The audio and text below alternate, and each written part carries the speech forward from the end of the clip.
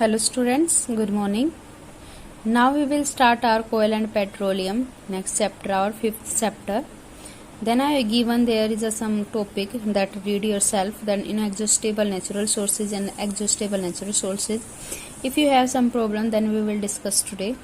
Then first we are starting that coal and petroleum. What a coal and petroleum? There are the natural sources which we are found inside the earth. That is the due to the this one will form that due to the many years ago, that if there is some wasted material is the inside that is the exposed inside the earth, then after many year, then it will convert into the petroleum into form of the coal, like this one we are getting. These are the natural sources.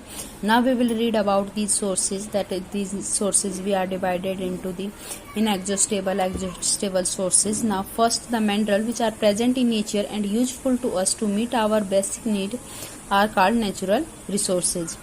Air, water, soil, coal, petroleum, mineral, plant and animal are the natural sources. These are the natural sources which are present in the nature. Depending upon the abundance and the availability, natural resources can be broadly classified into inexhaustible natural sources and exhaustible natural sources. There are two types. Inexhaustible natural resources, these are the resources that is present in unlimited quantity in nature, not likely to be exhausted by the human being. That inexhaustible natural sources, that means we can't destroy it, it will be unlimited quantity. But some natural sources are not unlimited. For example, coal, petroleum, they will be destroyed after some time. That's why we can't say this is the inexhaustible. So inexhaustible, for example, there's sunlight, air, water, rainfall, clay, sand, etc. These are the inexhaustible, that these are the unlimited quantity in our nature. Second is the exhaustible natural resources. This is the opposite of the inexhaustible, that is present in the limited quantity in nature, are likely to be exhausted over a certain period of a time by human activity. These are present in the limited quantity. For example, there is a wildlife, minerals, coal, petroleum, natural gas, etc. These are in the limited quantity. Clear? There is a difference you have to write down. Now next hour, there we will read there in this chapter, like the coal, petroleum, natural gases, the material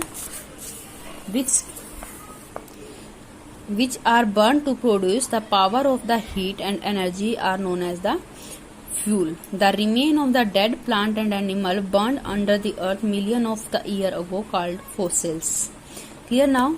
That is the burnt to produce the power and heat energy called fuels, and there is a remaining part, that is the dead part of the plant animal burned under the earth millions of the year ago, that is the fossils.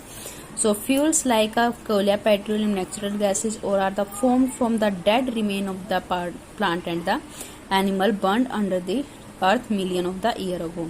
Clear now how it is formed? These all are known as the fossil fuels. What are the fossil fuels? Those substances which form before the million year ago, that is the after the decay of dead and decay of the plant and the animal inside the earth. Now first our fossil fuel is the coal. Coal is a fossil fuels. It is hard and black in color. This in picture you can see, that is the hard and in black in color. Coal is found in the deep coal mines under the surface of the earth in the form of the coal beds. In India, coal is mainly found in Bihar, Jharkhand, West Bengal, Odisha and Madhya Pradesh. There is a found palace that where we can find it. The big coal mines in our country are the Jharia and the Bokaro in Jharkhand, and in the Raniganj in the West Bengal. Coal is formed by gradual decay and compression of the remains of the plant and trees in absence of the air. The slow chemical process of the conversion of the dead vegetation into the coal under the influence of the high temperature and pressure is called the carbonization. What is carbonization? That is a slow process of conversion of the dead vegetation. Vegetation means dead plant into coal at high temperature and pressure. It's called carbonization. Clear now? There is a presence in that amount of the nitrogen sulfur also with the hydrogen oxygen. Uses of the koala, where we can use that koala. Koala is used in railway engine to produce steam to run the engines. Koala is used in many houses in villages as fuel to cook food in chulhas. It also used in thermal power plant to produce the electricity.